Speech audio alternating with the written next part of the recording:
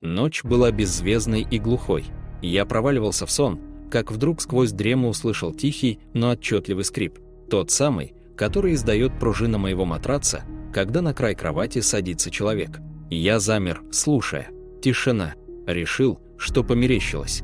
Но через несколько секунд скрип повторился. Ближе. Уже почти в центре кровати. Мое тело напряглось до предела. Адреналин пронзил меня, заставив сердце биться как бешеное. Я не смел пошевелиться, не смел даже открыть глаза.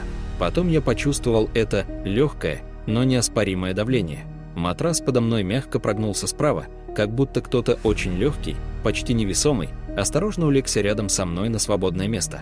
Я не чувствовал дыхания, не слышал движений.